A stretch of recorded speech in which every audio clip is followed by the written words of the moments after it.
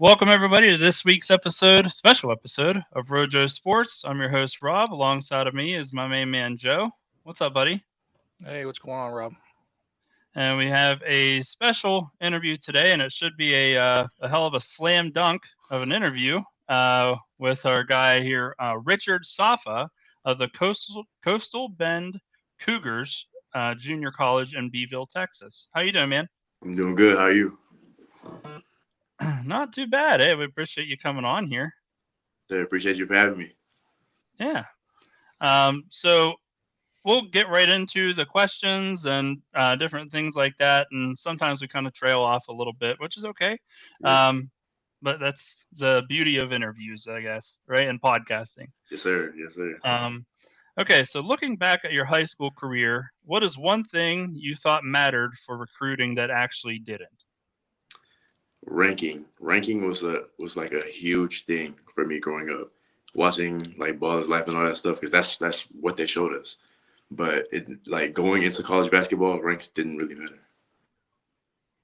So you're saying like the ranks, like your recruiting rank, like where you're at, like at like, or if you're like top 500 or something like that. Is that what you're saying? Yeah, because a lot of guys they focus on like playing basketball to just get ranks and get go D1, which is a part of it, yeah, but that's not really what matters. It's a part of just playing wherever you are. Like where I went to was a small school. It wasn't really known.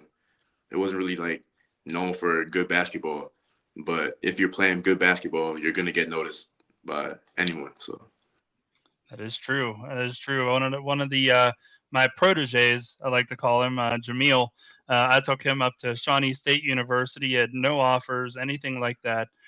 They had like a last second tryout type situation. He was on here for an interview. Jameel McKinnon of Bridgeport High School. I took him up under my wing, and he went and tried out for their team, and he ended up. Joe, I didn't tell you, he actually was one. Or they invited two back, and he was one of them out of 20 of them, roughly 25 kids. The shortest one there, 5'11", but the hardest working one there. They offered him a scholarship to come and play for their team, but he ended up staying close to home and chose Bethany College, which is also a good college as well. But it's they were a Division II NCAA Division II school. mm, And so many people, one of the main reasons we do this is to bring light for these high school kids to see that it's not D1 or bust. There are many different outlets that you could take to continue playing the sport that you love. We had Hutch Crochet on here last week, uh, mm. a Division III baseball player, who he's like, I thought I wanted to go D1 and all these other things, and D3 is not a waste of time. It's still time to play the sport that I love and get a good education. So, Yeah. but that being said, based off of looking back at your high school career and certain situations that mattered and didn't, what should athletes at the high school level really focus on instead? Well, one thing I learned was it's not always about scoring and highlights. Because in high school, that's what it's shown to us. Just the highlights, the scoring, the dunks, the loud threes, the trash talking. It's really about being a good teammate as well. Having IQ. Like some of the people that are great players weren't the greatest scorers of all time. Like they're known for passing the ball, being a good teammate, having good IQ, knowing what to do, where to be at the right moments. Like sometimes coaches aren't looking for scores. They already have that. They already have that in like their transfers they're looking for or the guys that are coming back to the school. So they're just looking for a good glue guy, somebody who's gonna bring good energy to the team. Well, that's funny that you say that. That seems to be like a common thread here with our guests that we have on. That they say you just don't have to be the guy that, like football, throws for 500 yards in a game, or you don't have to score 50 points in a game. But they notice like the one pass you made to take the lead, Yeah. or things like that. So that seems to be a common thread here with everyone we talked to so far. Yeah, So it's that's the like truth. Yeah, for sure. Joe? So Richard, Mhm. um, how often do you practice for basketball? Do you practice every day? Do you like try to get shots up every day? Do you get like 1,000 shots up? What do you do on your off time? Well, if I'm on my off season, it's usually a lot of heavier work like weightlifting, running, just staying in shape and staying in basketball shape. Because no matter how much running you do, as soon as you get back to school, you're gonna be winded. Like those coaches' workouts are different. So I'm just doing my best I can to just run, stay in shape. But if it's during season, I'm just sharpening my blade, like getting, like you said, getting shots up, ball handling drills, light workouts, lightweight body weight workouts, so I don't put too much harm on my body, just stuff like that. Okay, great. Because I've always wondered like what the workout kind of is. So it's essentially a workout to be ready for the workout. Is that? Yeah, basically, Well, it's funny that Joe mentions that because when I went to that camp that I told you about, there were so many guys there who, their season ended, I don't know, like 3 months prior, and mm, they don't do spring sports. So, like, they haven't done anything for the past 3 months and they go to it. And mm, it's like, they didn't understand that, man, I've really that little amount of time it can really affect the way that I do things yeah, very quickly, and it did for a couple of them for sure. yeah, it's Uh, bad. Because I remember even the little breaks, like Christmas breaks or like Thanksgiving breaks, where you go home a little bit to see the family for those 3 days, you eat, you're resting, you're not worried about it. You come back and coach is on you, just running sprints, oh, sprint, of course. and you're like, what happened? Like I was just here a couple days ago making my times. Now it's just like can't make it no more. It's a lot. It's a lot. It's that turkey and that stuffing. That's what it Yeah, does to you. exactly. Yeah, so many of these kids think, "Oh man, summer break, I can just hang out," And Mhm. there's, Tom Brady. One of his main things is like, I would have loved to have been at home on the weekends with my buddies, getting up in the morning eating pancakes, but I was in the film room learning this and doing that, and in the workout room and all this other stuff. And it's true. Like Kobe Bryant, another one. He wasn't, you know, anywhere near ashamed to say he was at a gym 8 hours before the game started, getting shots up and such. So it's definitely a mindset that not a lot of people have. That's for sure. So Go ahead, Joe. I was gonna just build off of that. Like, so obviously that's a little bit of adversity that you've seen through that. Is there anything that you had to overcome, like some major adversity to get where you are now? Yeah, my freshman year of college, at Dallas College. It was not to bash them or anything. It was just that was my freshman year. I wasn't really as confident as I am now. So going into it, I was timid a little bit, scared, and had to really grow into my confidence. And at the end of that basketball season, that's when the really like gets your mental, because that's basketball's over. You like there's nothing else for you to do now but go to school. Now it's time for you to lock in and continue finishing school. And that's the thing I didn't understand. I didn't take school seriously at the end, and I had to go transfer to another school, do school over the summer to get everything right before I could play basketball again. So that's really one thing I had to get over, that school aspect. All right. So, was that the same time that the guy who says that just now, Richard says he went into the season with low confidence, and by the end of the season, is that when you were, jumping over mascots and stuff and uh, cheerleaders and such, and doing all kind of crazy dunks? Is that the same? Is that the same low confidence guy that you're talking about, or is this Coastal Bend? No, that was my freshman year at Dallas College. But Coastal Bend, at Coastal Bend, I got, because the coach that at Coastal Bend was my assistant coach in high school, so I had a familiarity there. So when I went there, I kind of had a brewing confidence, and I knew two of the players that were there too. So they also gave me confidence. They knew how I played. They know what I can do on the court, and they fed me confidence and just gave me the freedom to go do what I need to do. So, how tall are you? If you don't mind me asking. I'm 6'3". 6'3". Yeah. Well, 6'3" and having if I remember correctly, a 40 to 41 inch vertical. Sir. That's insane.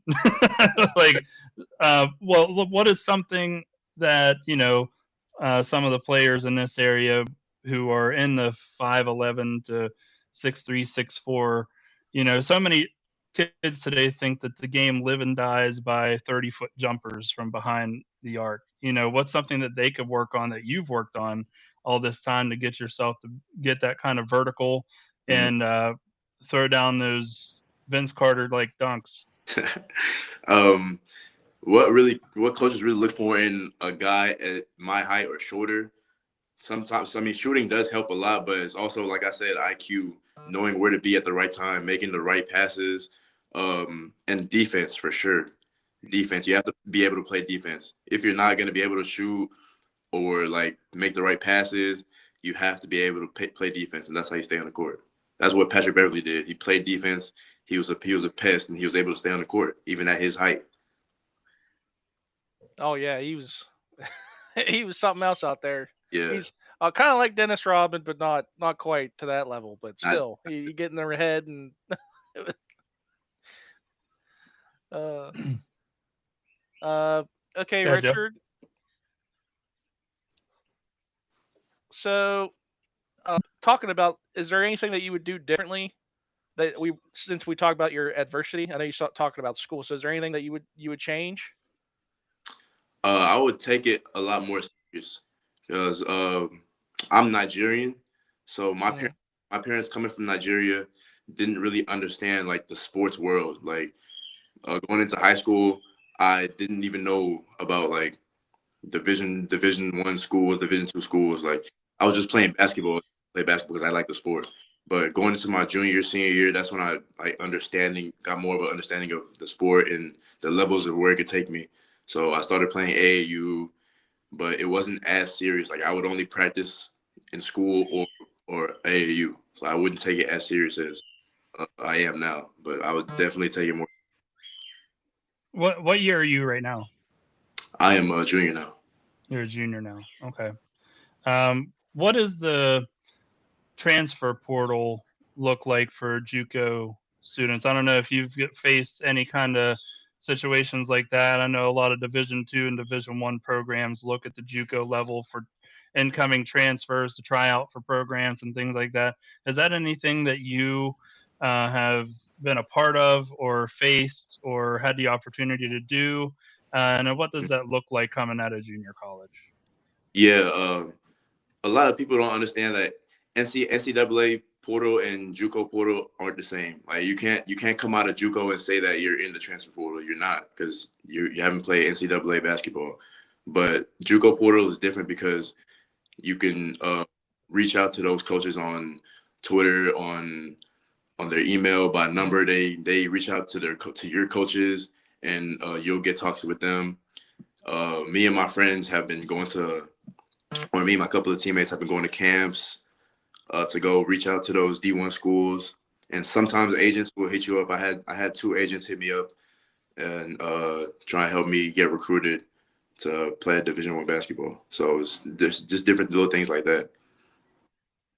man, that's a little different from a few years ago, where there wouldn't be an agent. It would just be the coaches, and that was it. Now Yeah. there's another little thread in here that normal people don't really think about. Like that's just a whole new wrinkle to the system. Um, so you were talking about the high IQ. So what do you think is something that is to make you coachable? Like what are some traits that athletes should be looking for or trying to be?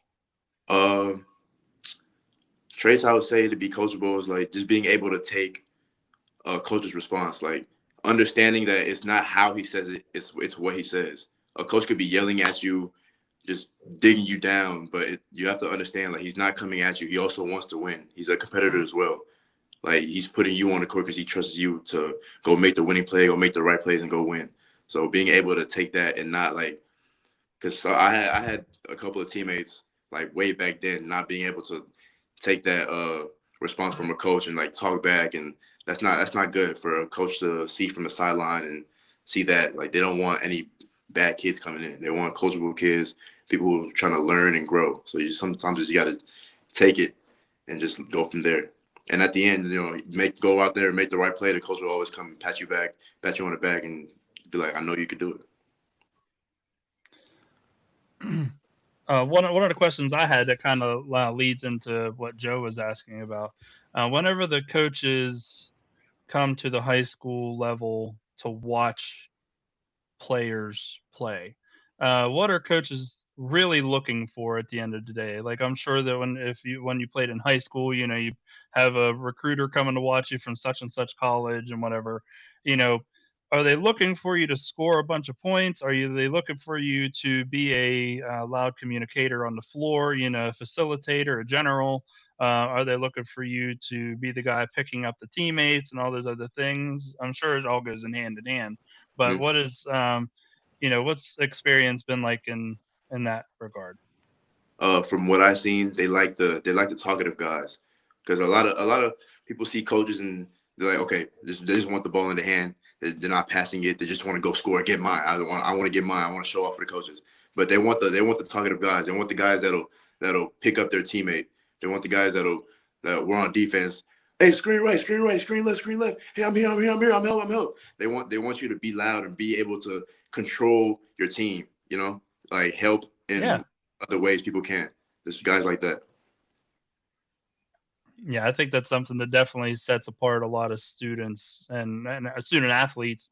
And oh, Joe's camera's off, but I think he's probably still on here. Yeah, Uh, but yeah, I feel like when it comes to recruiters coming to watch you, I do believe also that they're coming to not necessarily see you score 47 points and have 2 assists. Like, they want to see you, you know, in a lot of ways. Not just that. Yeah, because it's like if the coach is coming to see you, they already know that you can score the ball, or they already know you can jump high or do something. Yeah. So they want to see the little things. They want to see how you interact with your teammates. They want to see how you sometimes interact with the ref. See how you miss a shot and see how you take that. Because sometimes you'll miss a shot, you'll be mad, and then you'll mess up the next time. But if you just miss a shot, forget about it. Go play defense. Make the right play. Like that's the little things the coaches are looking for. I don't know. Joe, can you hear us? I'll just keep rocking with it. This happened last week, so Oh, technical difficulty, but we're all right. We'll keep it going here. Um, let's see. What? Um, he's probably trying to join back in here. Sorry, man. no, sorry, sorry. Let's see. One of the questions I had from a high school student who told me to ask you, which I think it's kind of silly, but how important are grades in creating opportunities for athletes? Grades are very important. That's the only thing my parents would talk about. Oh, welcome back, Joe. I'm back. Sorry. Yeah. Stop laughing. It's because I'm using Microsoft Edge. Well, gonna have to download Chrome now. Come on, man. But Sorry. Go ahead, yeah, Richard. I'm sorry. no, it's all right. But like I said, grades is very important. Like one thing my parents were always telling me was just focus on my grades, focus on my grades, focus on my grades. That's because also the African heritage. Like they weren't big into sports. Like I said, they were just focused on my schooling. As long as my schooling was good, they would let me continue playing basketball. So that's all I was focused on. And with that, you can get as many Division 1, Division 2 offers, as many offers you can get. But if you can't get into that school, you're not going to go play. So the grades are very important. Yeah, there's certain colleges require a certain ACT score. I think Ohio State requires like a 28, 29 or something to get in. So, Well, these I kids. think they lowered it in recent Oh, years. did they? I think, yeah. But there was Did a they? Well, while there. even still, though, you can't just focus solely on your basketball play and be a discipline issue in the classroom, out of the classroom, and have bad grades and all those other things. Like, a lot of kids think they could just rely on their game to speak for them. And when we do things like this, one of the goals from this is getting these high school kids to come on here who have aspirations to play college sports. And so many of these kids think, oh, I could just send off my film. Well, you have these college recruiters. They look at thousands of film videos all the time. So Hmm. where if I can have them come on here and give them a chance to try and sell their character and how they answer questions off the cuff and who they are, then I think that would sell even more. So Yeah, how important does character come into play when it comes to being recruited? that's a big thing as well. They don't want to recruit a guy with a big ego and already thinks that he's bigger than the program. Like that's not what it's about. When you're recruiting a guy that can play for your team, it's not like, oh, it's the star and then it's the surrounding players. Like that's how it looks from the outside, but from the inside in, trust me, that star, that guy that's scoring the points is also doing some things for the other players as well to make it a fair system. It's not always just that one big guy that can just skip practices and all that. No. Uh, so Richard, Yes, sir. sorry for leaving. This, the camera. Uh, for the athletes listening right now, that have dreams of playing college basketball, what should they take to take their first step? Like, just say some kid that's just sitting there and doesn't really know what to do. What would be their first step? For the first step would be just getting, just taking that chance and sending the film.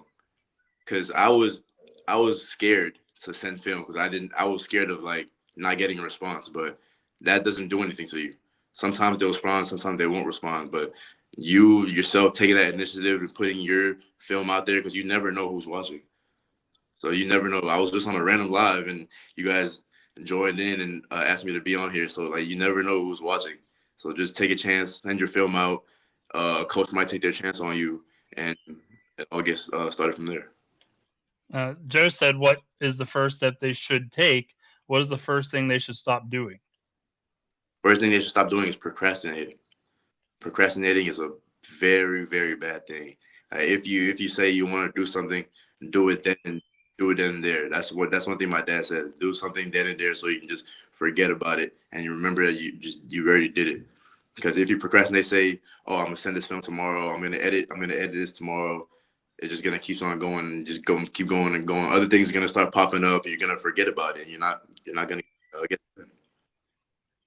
And that just feels like it's a lesson in life. Just if you why wait till tomorrow when you can do it now? Exactly.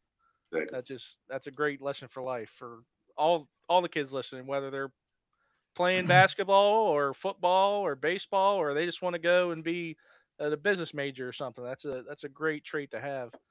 Um, What age were you when you first discovered that you could dunk? I think 14. That was my eighth grade year, 13, 14, eighth grade. Jeez, and I can't imagine you were 6'3" in eighth grade. So No, I was 5'10". I think 5'9", 5'10". man, we got Spud Webb. We got Spud Webb on the show. I mean, I couldn't even imagine doing that when I was in eighth grade, and I was like 6'1". So I was like,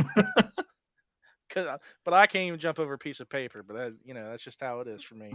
Um, One last question I have before Joe goes.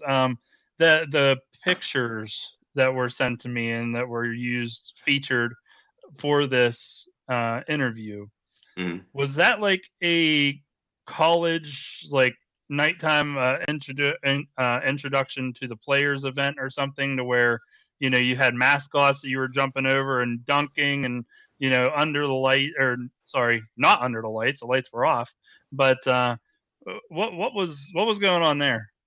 Yeah, that was just a showcase and like you say, introducing the players, getting to know the girls and boys basketball players for the Coastal College.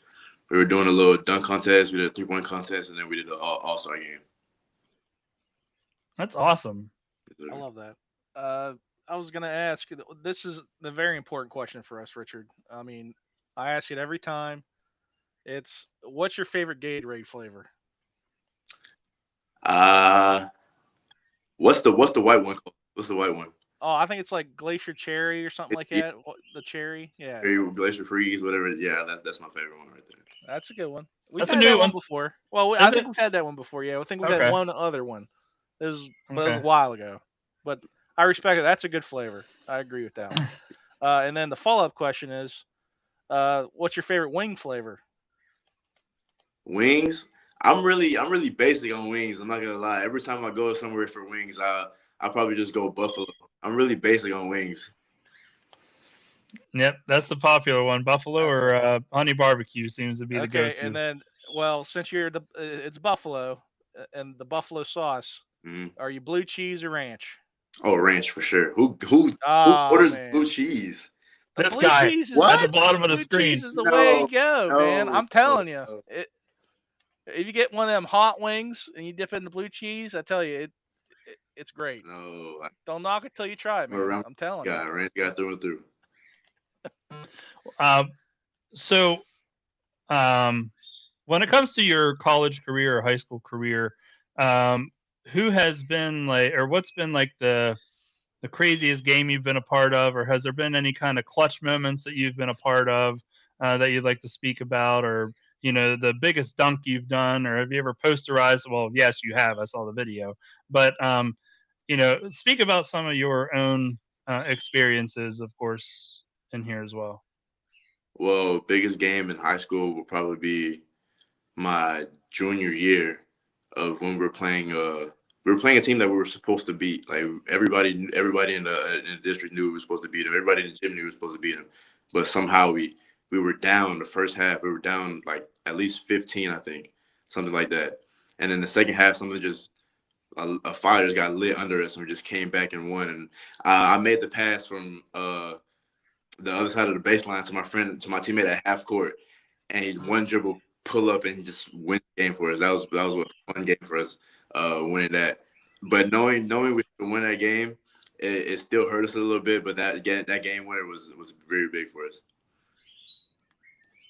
Sounds like I had a little bit of New York Nick energy there A with the little bit, comeback. a little bit. I was going to ask how you felt about the NBA Finals. Yeah, I'm a Warriors fan, so it was kind of sad not seeing my team in there. But this finals was a really good one. I was okay with either team winning. They were both good teams. The Spurs beat OKC, so I thought they were gonna win it all. But the Knicks came in and surprised me, so that was good. That's Brunson's good. a play. He might go down as they should put a statue of him outside the stadium now and just get done with. No, for real. That's what they're saying. Yeah. For real. Mikal Bridges said they should put a statue for the big 4A man in front of New York. He can retire now. He'd be fine. Yeah. Now, When you deliver a championship in New York from 53 years, that's you don't have to do anything else. Yeah, You're yeah, done. for real. The it's city like owes it's like you. a, The city. go ahead. No, I said, yeah, I was saying the city owes you. You do not have the keys to the city after winning a championship. Yeah, for sure. I mean, let's face it. That's a basketball city. I know the Yankees, whatever, but that's the Knicks city. That's like the Cleveland Browns. We talk. Joe's a Browns fan for some reason, and you know, we talk about how nobody cares about the Cavaliers as much as they do the Cleveland Guardians and Cleveland Browns, and the Knicks winning the NBA Finals is the same exact thing that would happen if the Browns won the Super Bowl. That city would go absolutely ballistic. For real, yes. It, we'd burn down. That's for sure. It'd be like just like how New York was Uh, at the end after that game. yeah, that was crazy. I'm surprised Statue of Liberty is still standing. Yep. Surprised. Well, the parade's what 2 days from now. Yeah, It's geez still got Louise. time. I had two other questions for you from my end. First question: I know you're a JUCO player. I just wanted to, and I'm not asking you to speak ill on a school you go to or anything like that, but did you have a dream school that you wanted to go play college basketball for? Obviously JUCO, you're in the situation you're in and you're killing it. You're Mm. crushing it. You're doing amazing work at what you're doing. But do you have a dream school that you always thought of being a part of? Well, as a kid, my dream school was UCLA. I always wanted to go play for UCLA.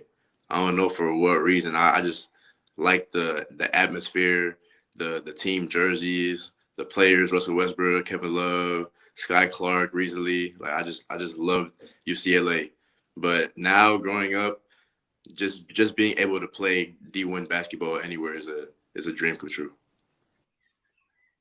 For sure. Who's your top 5 NBA? Top 5 NBA, I gotta go Michael Jordan. Thank That's God. the GOAT. And then LeBron second. And then I'm sorry, but I'm gonna have to go Stephen Curry third. I'm Hey, ready. I respect it. I mean, he's definitely in that conversation. That's for He sure. changed the game of basketball. Yeah. Exactly. So I go Stephen Curry third. I go Shaq fourth, and then I'll go Kobe Bryant. I like that. I like that list. Not It's too one of bad. our better ones. Yeah. I put Larry Bird in there too. He's a difference maker, obviously, Well, between him and Magic. I always say Bird and Magic you can't have one without the other. I mean, they saved the NBA Yeah, in the first place, and then Michael Jordan took it to the stratosphere, but it had to start somewhere. yeah. Oh, one other question I had. Sorry, it just came to me. I've always wanted to ask a college basketball player this question. Since they announced what is going to happen for the next college basketball season in March Madness, and you're a college basketball player, how do you feel about the going from 64 teams to 76 teams for the March Madness tournament? What's your thoughts on that? Do you think it's a way to appease and make the little guys happy, like uh, Auburn, or do you think it's a good idea, bad idea? What do you think? I mean, I think it's a good idea for both parties. More. I know the upper ranks get more money, more publicity, all that stuff. But also the teams also get more chances. We also get to see more games. We also get to see more highlight, more March Madness esque plays. The little guys get chances to play and beat these big guys. Like Miami, Ohio was going crazy. Like they were going crazy, and they got to play the big guys and see how it really was. So Yeah, and they made it past the first round too. yeah, exactly. So you get to see more of those opportunities brew, and more of those players that don't get shine, that are killing in their leagues, come and show what they can do against the big guys. It was like that High Point team, Yeah. that point guard for High Point. He put on a show, Mm, especially even against Arkansas. I mean, Arkansas had the one of the best players in the NCAA. He's gonna yeah, be a top pick, and he gave Or him all the business. exactly. that game. Woo pig, by the way. I'm an Arkansas fan. Woo pig, by the way. Ooh, oh, okay, all right.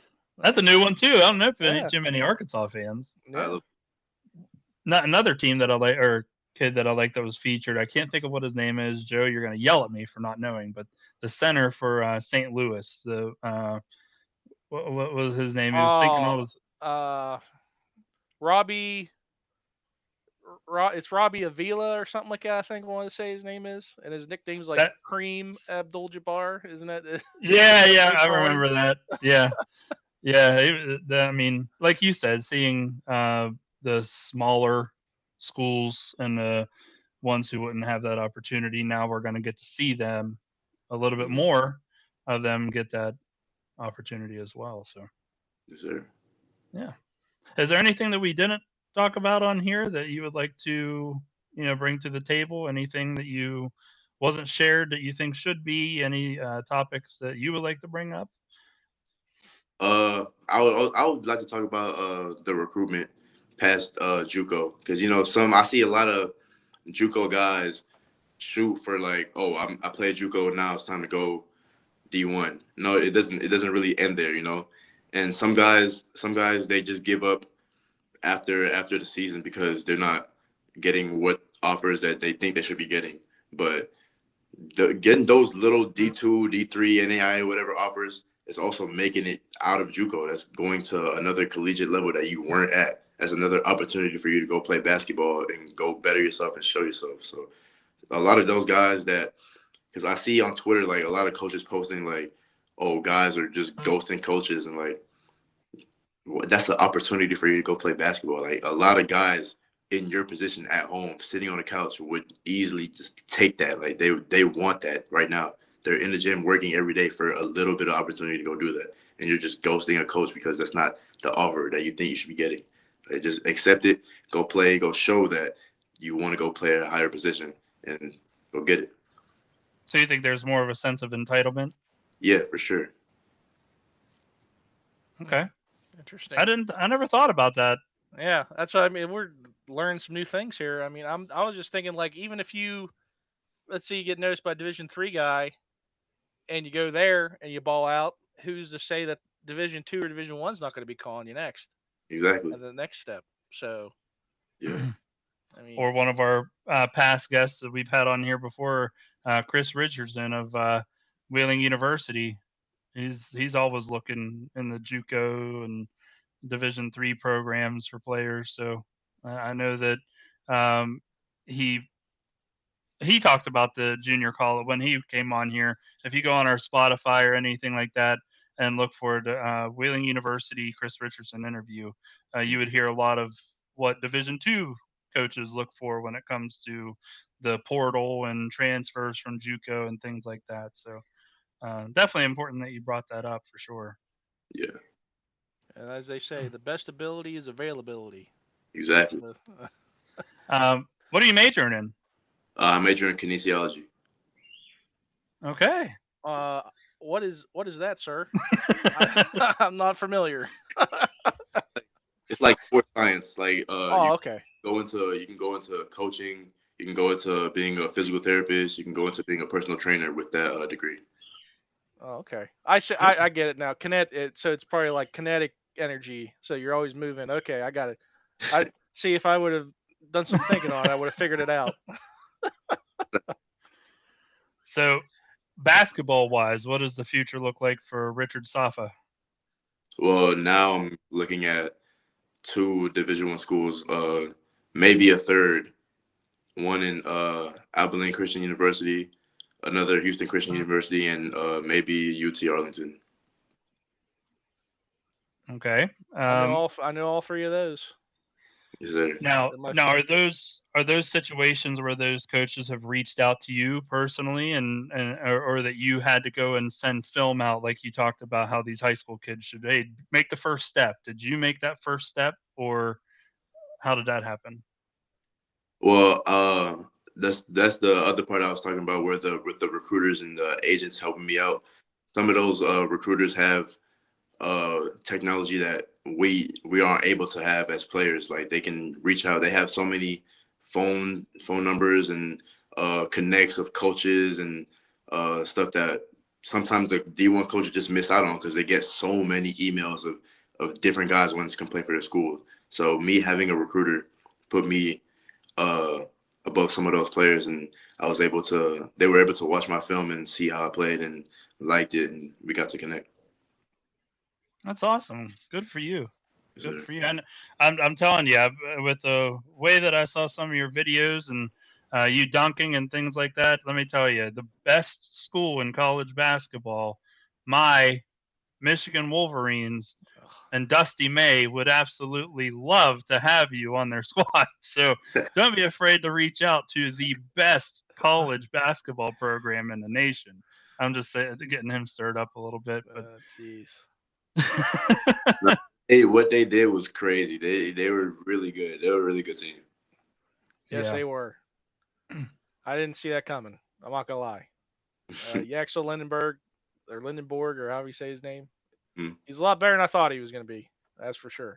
The fact that they won the national championship with basically 4.5 players, because Yaxel had a torn up leg Yeah. going into that national championship, and they still beat one of the best UConn teams that they've had. Mm-hmm. You know, and that's, man. Yeah. I don't know. I don't know if I give more of that to Cadeau and Mara and Yaxel, or if I give it to what Dusty May is building and continuing to build in Michigan. I think it all goes hand in hand, really. But it's just crazy the amount of money that they spent and put together, for that team. Not a single one of those players were originally Michigan recruits. They were all, you Oh, know, all transfers. yeah. Well, the thing is, it even goes off what Richard has been saying here. Like they weren't even most of those guys weren't even like top transfer picks. Hmm. Like they were like lower guys. So Yeah. he brought in the right guys Exactly. for his team. Hmm. And I think he turned Ohio State didn't want him. Don't get me started. Sorry, Joe. Sorry, buddy. Don't. So he's an Ohio State fan. I'm a Michigan fan. That's how the show even started. We started arguing something Ohio State, Michigan during football season. I said, "Hey, hold up. Let's put this to a video," and then it turned into a podcast, and then it turned into hopefully an empire. What we're trying here. So, That's great. but hey, man, we greatly appreciate you coming on here, and I really hope to keep in touch with you going forward when going into hopefully your D1 uh, offers and situations and prayers, get answered and what you're wanting to do. And best of luck to you with the sports with your degree, and everything you're doing is just fantastic. And we thank you so much for taking the time to come on here and educate some high schoolers who I know are listening to this, and I know, and just sharing all that information out. That's amazing. Thank you so much. Yes, sir. Appreciate y'all for having me. Thank you, and hope y'all empire builds as well. I'm seeing something great here. Thanks so much, buddy. Thank you so much, man. This Yes, is Richard. That's Joe. I'm Rob, and stay tuned for the next guest here in the next half hour. So we'll see you later.